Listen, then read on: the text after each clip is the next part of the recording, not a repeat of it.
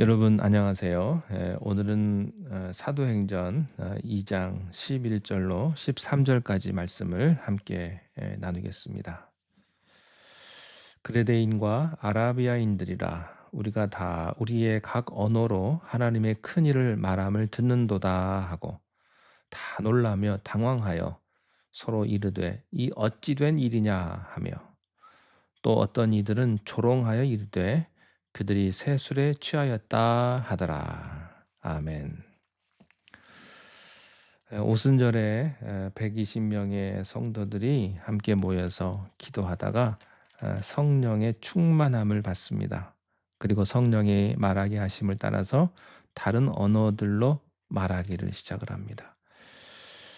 그 당시 오순절 예배를 드리기 위해서 먼 곳에서부터 찾아왔던 디아스포라 유대인들은 유대인들의 말이 아닌 자기 나라, 자기 지방의 말로 하나님의 역사하심을 듣고 굉장히 놀랍니다. 그리고 그들은 그 복음의 소식을 듣고 자기 지방으로 돌아가서 어, 하나님의 교회를 세우고 복음을 전해요.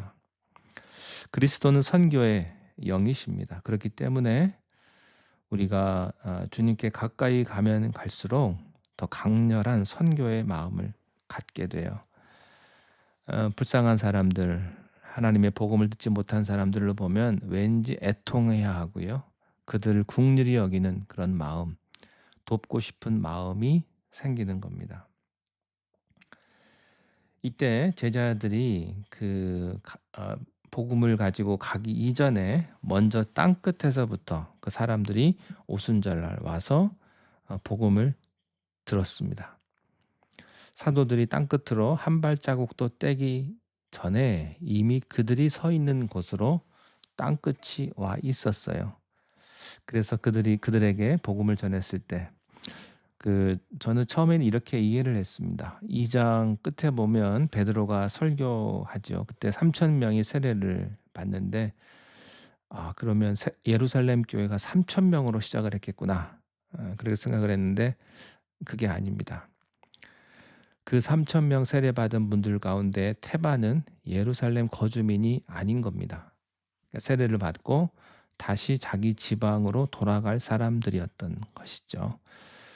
그 증거가 곳곳에 나타났는데 사도행전 9장에 바울이 회심하기 전에 바울이 사울이었을 때 다메섹에 있는 그리스도인들을 핍박하기 위해서 가고 있었다고 그랬죠. 그런데 그 다메섹에 그리스도인들이 어떻게 존재했을까요? 베드로가 갔나요? 아니죠. 제자들 아무도 안 갔습니다.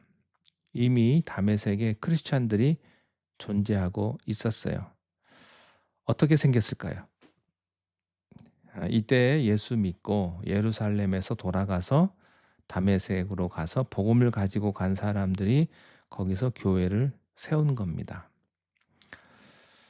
사도행전 20장 5절에 보면 바울이 선교 여행을 다닐 때 아직 아무도 복음을 전하지 않았던 드로아나 로마에 이미 교회가 설립되어 있었다고 기록이 되어 있습니다. 아무도 안 갔는데 아직. 바로 이때 오순절 다락방기 사건 때 와서 제자들의 간증을 듣고 예수 믿는 사람들이 돌아가는 거예요. 우리가 땅끝으로 가기 전에 하나님은 이미 땅끝을 우리들에게 보냈습니다. 그래서 돌아가게 하셨어요. 그러니까 전 세계에서 예루살렘으로 모여든 이 사람들이 이 오순절이라고 하는 기가 막힌 타이밍에 성령의 부흥을 주신 것은 하나님의 참 기가 막힌 섭리인 거죠. 마치 우리가 어렸을 때 시장에 가보면 그 뻥튀기 장사들이 있습니다. 그 뻥튀기를 그 옥수수나 쌀을 그 기계 안에 집어넣고 불로 이렇게 계속 돌리지 않습니까? 그러다가 한참 돌리다가 시간이 딱 되면 뻥이요 하고서 이렇게 펑 하고 터트리죠. 그러면 거기 있었던 옥수수나 쌀이요 곳곳으로 튀어나갑니다. 그러면 그거 많이 주워 먹고 그랬는데 그런 것하고 비슷해요. 이 다메섹에 펑 하고 날아간 거예요. 그곳에 떨어지고 그레데에 떨어지고 곳곳에 하나님의 사람들이 그렇게 날아가 가지고 준비가 되어 있었던 거예요. 바로 이때 복음이 튀어나간 겁니다. 또 여자들과 사도들이 갔을 때는 이미 하나님이 뿌리신 씨앗을 거두는 것뿐이었습니다. 참 놀랍죠. 자, 그런데 이 제자들이 그렇기 때문에 이 120 성도들이 어떤 메시지를 전했느냐가 중요하죠. 어떤 메시지냐? 11절에 우리가 다 우리의 각 언어로 하나님의 큰 일을 말함을 듣는도다. 단순히 처음에는 외국어를 했기 때문에 갑자기 다른 우리가 외국에 여행을 가보면 그 나라의 말만 듣다가 갑자기 자기 나라 말 들으면 놀라지 않습니까? 한국말 들으면 가령 뭐 유럽에 갔는데 독일어나 또 스페인어나 뭐 이런 언어를 듣다가 갑자기 한국말 들으면 놀래죠. 예. 갑자기 자기 나라 말을 하니까 놀래는 것. 그렇게 처음에 놀랬고요. 두 번째는 그 외국어로 무슨 말을 했느냐가 또 중요하거든요. 그때 하나님의 큰 일을 들은 거예요. 그 메시지를 들은 거죠. 예수의 십자가 복음과 부활의 능력과 성령의 강림 사건을 제자들이 각 나라 말로 선포하기 시작을 한 겁니다.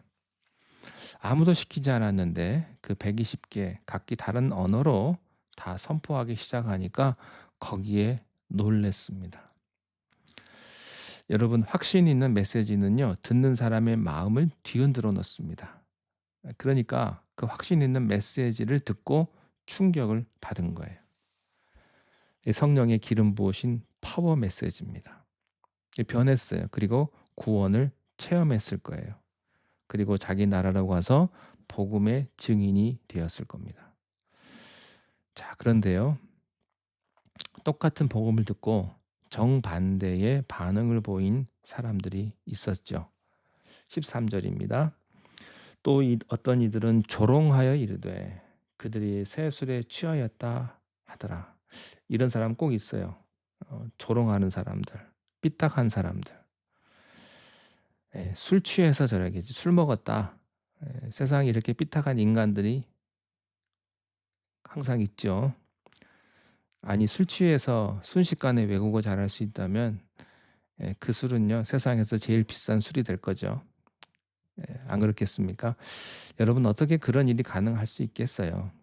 그런데요, 이분들은 안 믿기로 작정한 사람들입니다. 듣지 않기로, 삐뚤어지기로 작정한 사람들이에요.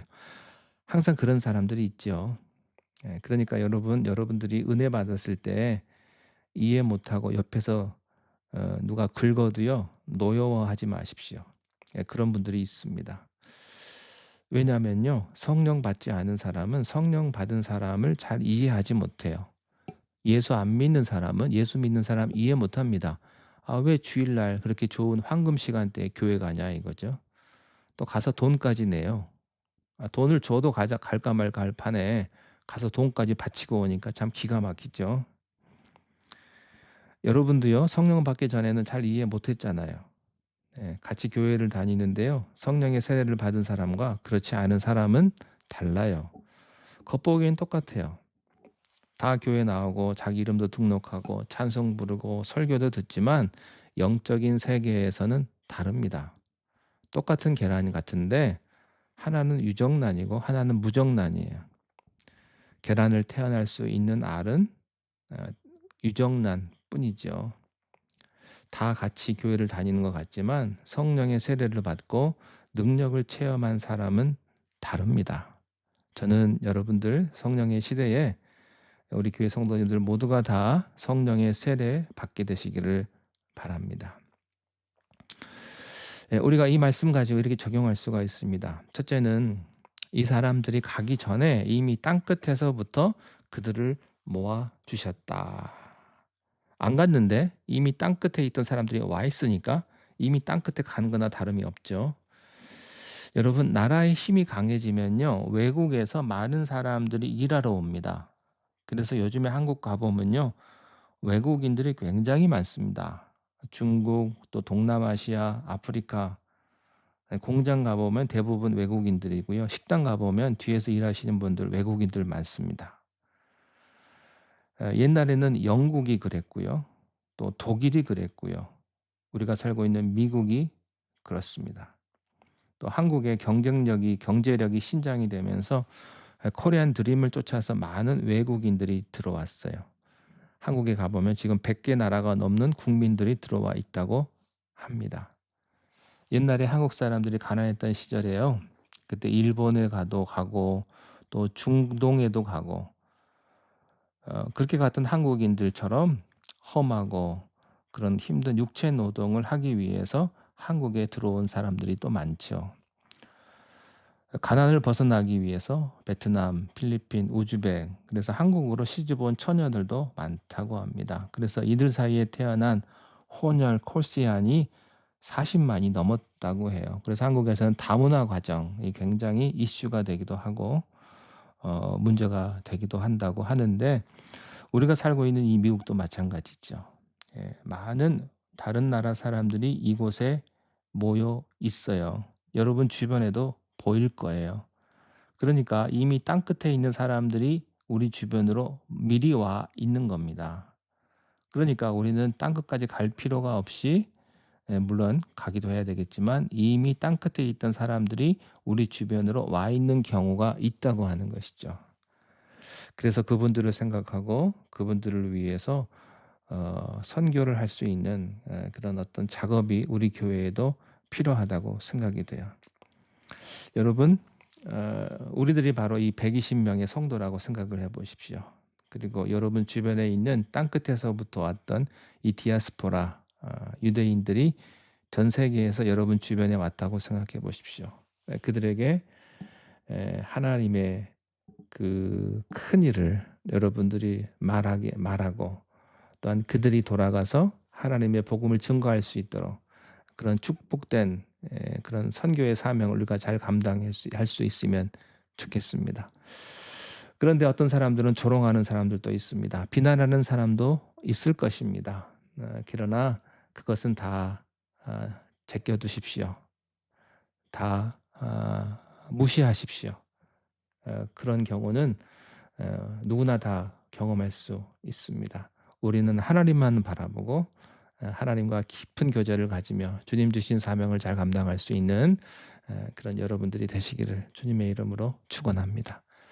자, 기도하겠습니다. 하나님 아버지, 우리의 삶 가운데 날마다 하나님의 큰 일을 말할 수 있는 우리의 삶이 되게 인도하여 주옵소서. 내 얘기를 하는 것이 아니라 주 예수 그리스도의 십자가를 증거하며 주님의 복음을 우리가 날마다 입술로 묵상할 수 있도록 오늘 하루의 우리 삶도 주께서 축복하시고 선한 길로 인도하여 주시옵소서. 예수님 이름으로 기도하옵나이다. 아멘.